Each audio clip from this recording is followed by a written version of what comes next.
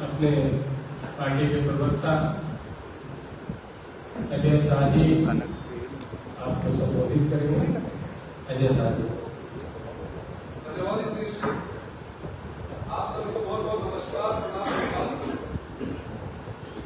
आज इस प्रेस वार्ता में हम इस बात का खुलासा करने वाले हैं कि किस तरीके से झारखंड में स्किल डेवलपमेंट के विभाग ने ब्लैक लिस्टेड कंपनीज को 55 करोड़ रुपए का पेमेंट किया, जो कि पूर्ण रूप से अवैध है, और अगस्त यानी कि अगले महीने से इनको और पेमेंट देने की तैयारी है।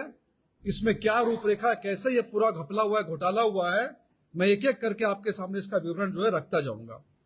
जैसा कि हम सभी जानते हैं, जब बैंक गारंटी की बात होती है, गारंटी की बात होती है, सिक्योरिटी की बात होती है, तो यह व्यवस्था इसलिए है ताकि अगर कोई कंपनी, कोई सरकारी टेंडर में पार्टिसिपेट कर रहा है, अगर वह कंपनी डिफॉल्ट हो जाती है, सरकार का पैसा लेकर के भाग जाती है, बीच में काम छोड़ देती है, तो इसके लिए बैंक गारंटी उनसे जो लिया जाता है।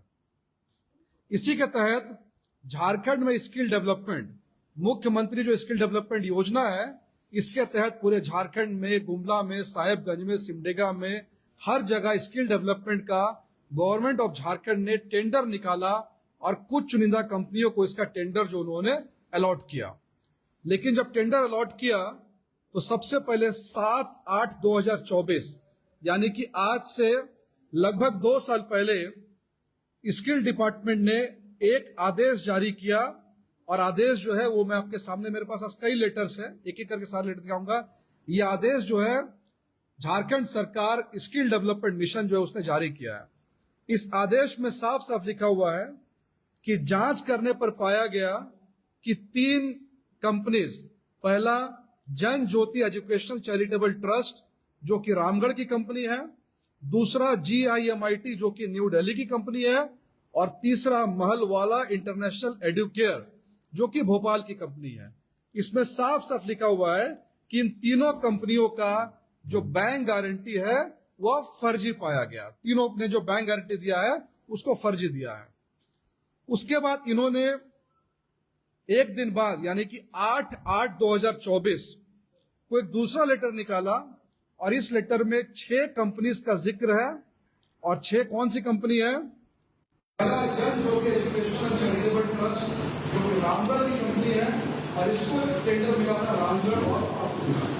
दूसरा GIMIT दिल्ली की कंपनी है, इनको स्किल डेवलपमेंट का टेंडर मिला बोकारो और चन्ना।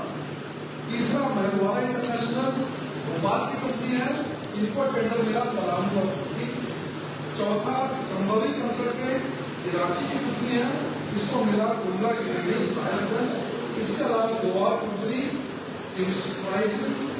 और जन कल्याण समिति। और इस लेटर में साफ साफ लिखा हुआ है कि 6 कंपनीज का जो बैंक गारंटी है वो फर्जी है।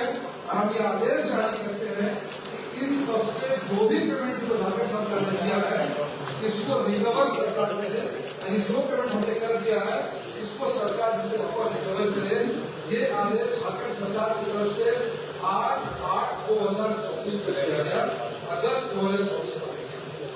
लेकिन शायद पूरे भारत में ऐसा पहली बार हुआ होगा जब 2 महीने बाद एक नए मिशन निदेशक और बनते, जिनका नाम है शैलेंद्र लाल, और यह शैलेंद्र लाल CM हाउस के एक लाल के लाल है।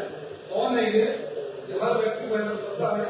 शैलेंद्र लाल ने ब्लैक लिस्टेड कंपनी के वापस से लेटर निकाला 2 महीने बाद, 14/10/2024 यानी कि 8/2024 को पूरा प्रैक्टिस कर दिया, और उसके बाद 10/2024 को लेटर निकाला, और इसने कहा लोग हित को ध्यान में रखते हुए, पब्लिक इंटरेस्ट को ध्यान में रखते हुए, हम जो इनका बैंक गारंटी है उसको हमने प्रैक्टिस किया था, इसको वापस से हम सरकार कर्मचारी को पेमेंट हम देंगे।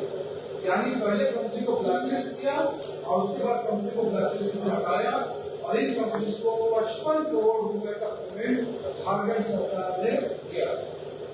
अब मजे की बात यह है, अगस्त 2024 में विनय चौबे की गिरफ्तारी होती है, विनय चौबे को झारखंड सरकार जेल में डालती है, यह बोलकर कि शराब में लीकर में भी 38 करोड़ रुपए का फर्जी बयान लगाती है।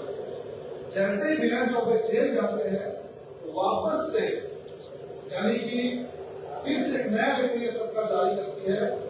यह है 29/9/2024 और 29/9/2024 में सरकार कहती है कि जिन ब्लैकलिस्टेड कंपनी को हमने रिकमेंड किया है उनको वापस से ब्लैकलिस्ट की सूची को डाल दें। यानी सब ये है, पहले कंपनी को ब्लैकलिस्ट किया, फिर ब्लैकलिस्ट से हटाया, फिर 55 करोड़ का पेमेंट दिया और उसके बाद से वापस से ब्लैकलिस्ट को डाल दिया गया इसके डेवलपमेंट।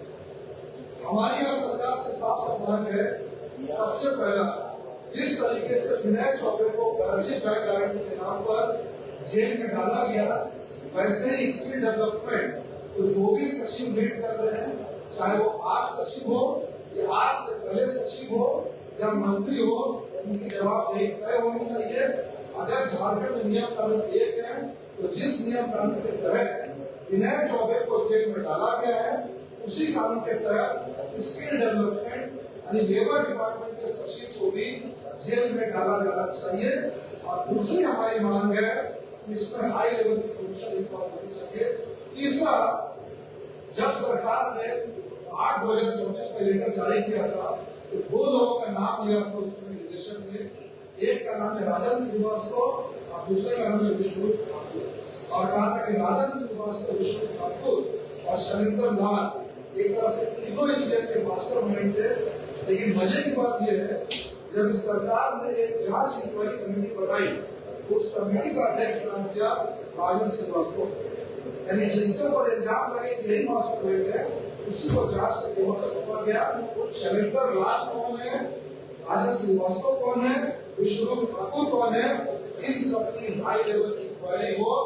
और आज इस प्रेस कॉन्फ्रेंस को क्यों कर रहे हैं, इसलिए अगले महीना यानी अगस्त 2026 को इन कंपनीज का ब्लैकलिस्ट का जो लिस्ट का वापस एक खत्म हो रहा है। और इस सरकार ने वर्तमान सचिव यहाँ पर है श्री राजीव रंजन, जिनके भ्रष्टाचार, करप्शन, विकल्प के चर्चे झारखंड में आम बात है। यह व्यक्ति वापस से अगस्त महीने 2026 को इन ब्लैकलिस्टेड कंपनी को करोड़ रुपए देने की तैयारी कर चुका है। फाइलें फिलहाल प्रोसेस में है, उसको झारखंड सरकार तत्काल इसको